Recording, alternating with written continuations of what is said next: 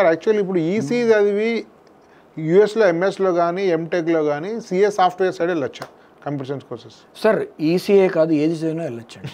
Software అనేది అందరిది ఒకటే వాస్తవం చెప్తున్నా అండి. మా ఇంట్లోకి నేను ఎవరిని రానినండి. ఈసీ జాబ్ రావాలంటే బీటెక్ ఈసీ వాడే చేయాలి. సిఎస్సి అంటే పక్కింట్లో నేను వెళ్ళిపోతానండి. నేనే కాదు ట్రిపుల్ ఈ మెకానిక్స్ అందరూ పోతారు. అది అందరిది.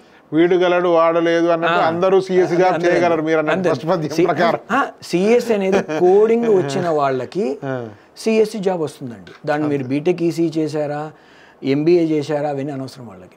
మీరు కోడింగ్ స్కిల్స్ బాగా ఉంటే తీసుకుంటారు. అలా అని సిఎస్సి చేరిన వాళ్ళు ఈసీలకి రాలేరండి. ప్లస్ పైగా ఇంకొక విషయం యాడ్ చేస్తానండి. కంప్యూటర్ నెట్వర్క్స్ అని మీరు వినే ఉంటారు. ఇంటర్నెట్ అంటారు కదండి. ఇంటర్నెట్ అంటే ఇంటర్ నెట్వర్కింగ్.